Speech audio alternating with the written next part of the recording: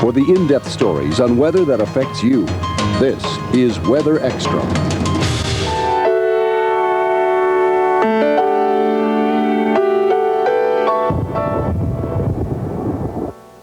This week, more than 50 cable networks have joined forces to spotlight violence in our society in an initiative called Voices Against Violence.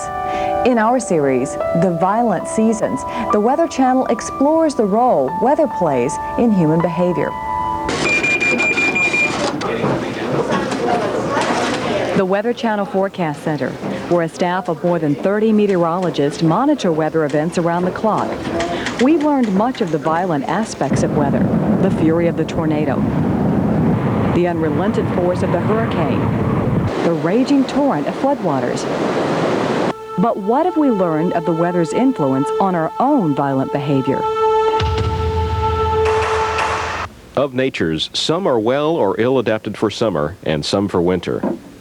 The belief that weather and other environmental factors can influence criminal behavior or any human behavior is actually very old. You can see it if you read things like Shakespeare. The day is hot, the Capulets abroad, and if we meet, we shall not scape a brawl. For now, these hot days is the mad blood stirring. King Lear's mad fits were accompanied by violent winds and storms. Romeo and Juliet, the duel scene is, they mention how hot it is and that has affected the fact that there is a duel. 4 seasons fill the measure of the year. There are 4 seasons in the mind of man. We see it in our language. People talk about being hot under the collar. Your blood boils. You do a slow burn. People reach the boiling point. It's been going on for probably as long as people have been around.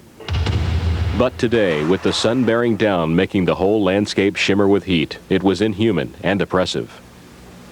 The first scientific criminologist to study the effects of environment on crime was a gentleman named Adolphe Quetelet back in the 1830s. He was a French astronomer. He was probably one of the first to take advantage of the criminal statistics which were beginning to become available. People started to actually record how many crimes there were. And he found that violent crimes tended to increase in the summer, and some property crimes tended to increase in the winter. Demonic frenzy, moping melancholy, and moonstruck madness. The belief in the moon's influence on behavior is probably one of the oldest items in folklore. You find it mentioned in the Bible, in the Talmud, in the Quran.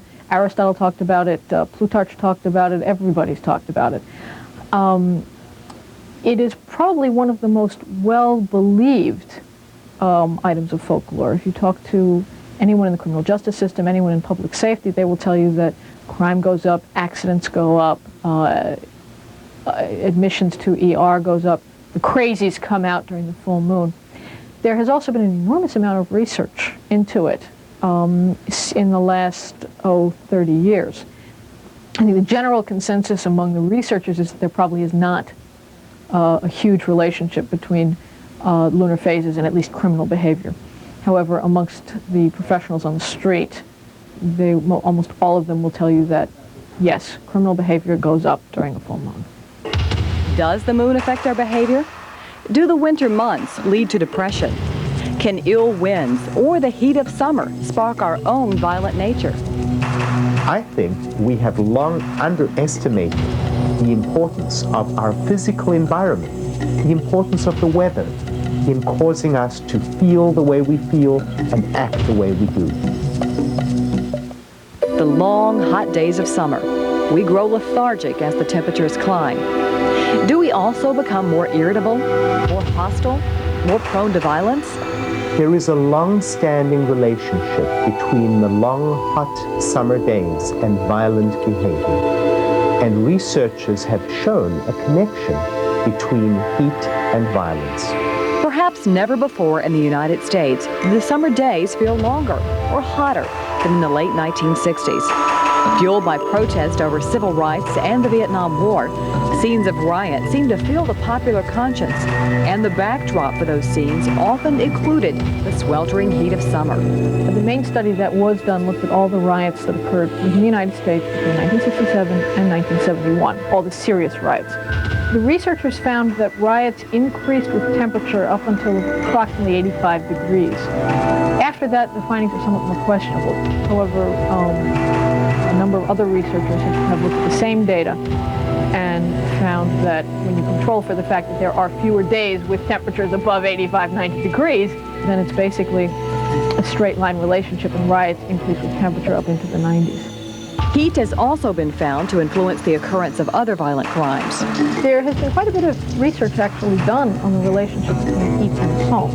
Nearly all of the research supports what we call a positive linear relationship, so that as temperature increases, the frequency of assaults increases. Research indicates a similar relationship between heat and rape and heat and domestic violence, results that carry a special importance for researchers.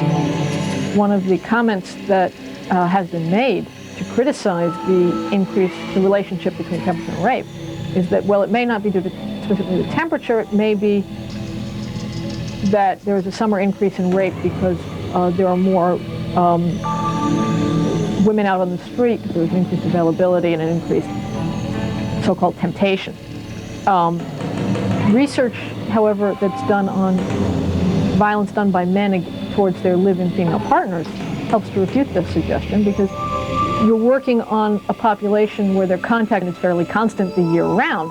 It also goes up during the warm months.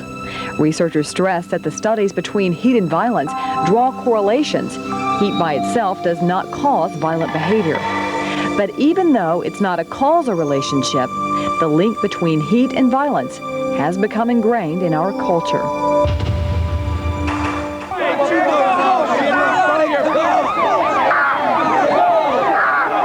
Most people say they experience some alterations in mood or behavior with the changing weather or seasons, and that for as many as 1 in 4 persons, these changes are a problem. But what do scientific studies show regarding the relationship between weather and violent emotions? There has not been a lot of interest on the relationship between cold temperatures and crime. There was one laboratory study that looked at temperatures between about 45 and 50 degrees and compared them to room temperature. And they found that subjects who were what they call negatively aroused or made angry were more likely to become aggressive in the cold temperature condition than at room temperature. There has been one field study which examined temperatures below freezing. The researchers found a significant positive relationship between the number of cold days and the robbery rate. The study did not find a relationship between any other criminal behavior and the number of cold days. I found a relationship between the amount of snow and rain. And it seems that as the amount of snow and rain increase, there is an increase in aggravated assaults. There is an increase in the level of frustration.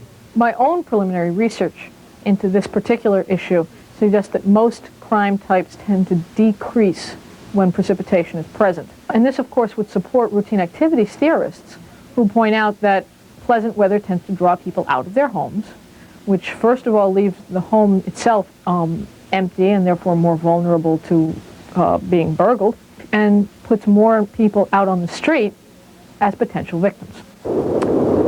There has not been very much research on the specific behavioral effects of the wind, but there have been a few studies that have examined it.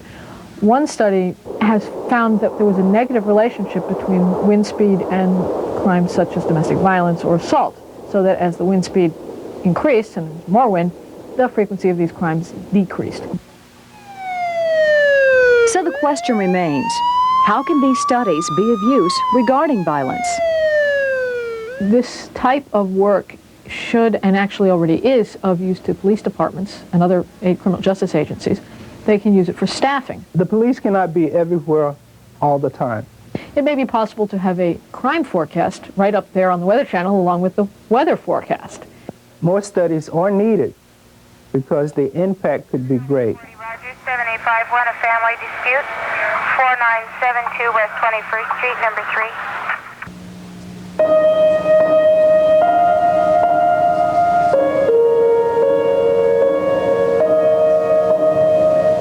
You don't die from it. You only want to be dead sometimes.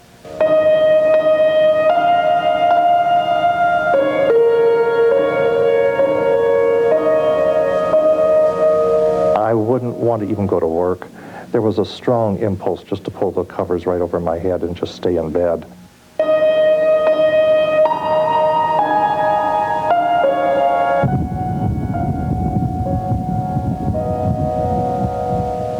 I felt inert, physically, emotionally, mentally.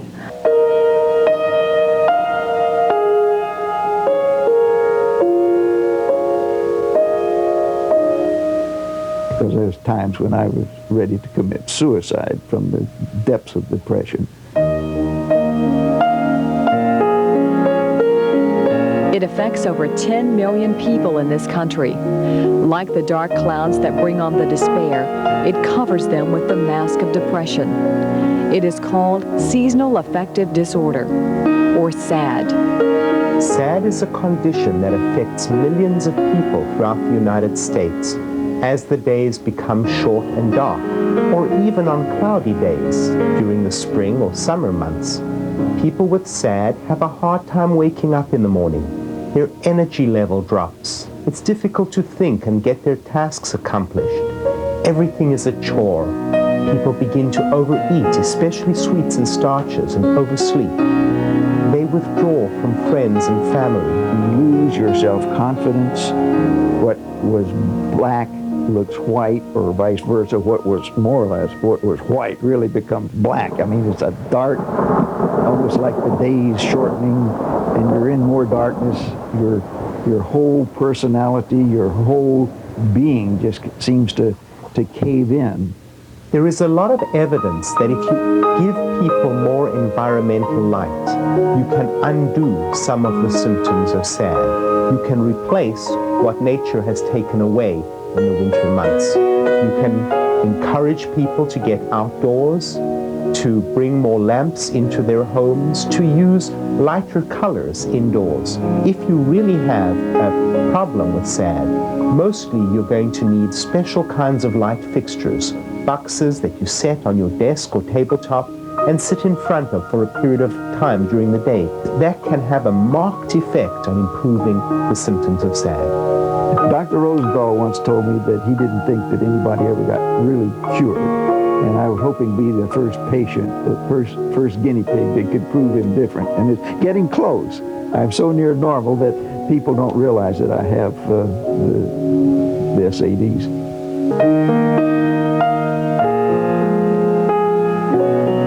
Oh, life is great. I'll say that.